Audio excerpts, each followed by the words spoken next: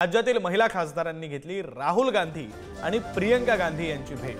विधानसभा निवडणुकीमध्ये काँग्रेसच्या सुमार कामगिरीबाबत भेट घेतली। महाविकास आघाडीतील मित्रपक्षांकडून अडचणीत आणण्याचा प्रकार आणि काँग्रेस संघटनेतील गोंधळ यामुळे अपयश आल्याची त्यांनी माहिती दिलेली आहे। सोबतच काँग्रेसच्या जबाबदार नेत्यांनी स्वतः भावी मुख्यमंत्री म्हणत आपल्याच जवळच्या व्यक्तींना उमेदवारी वाटप केल्याने हा दारुण पराभव झाल्याची ही माहिती दिलेली आहे। महाराष्ट्रातील महिला खासदारांनी ही भेट घेतलेली आहे। बातमी आपण पाहतोय। राहुल गांधी आणि प्रियंका गांधी यांची भेट महाराष्ट्रातील काँग्रेसच्या महिला खासदारांनी घेतली।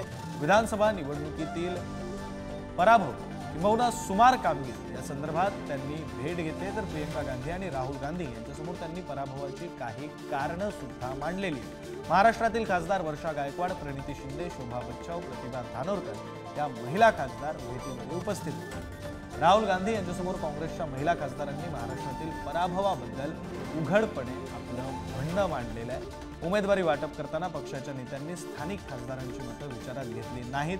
तसंच सर्वच बडे नेते स्वतःला भावी मुख्यमंत्री मानून उमेदवार ठरवत राहिले आणि अन्य नेत्यांना अडचणीत आणण्याचे प्रकार झाले। अशा अनेक कारणं ही काँग्रेसच्या या महिला खासदारांनी राहुल गांधी आणि प्रियंका गांधी यांच्यासमोर मांडलेली आहेत।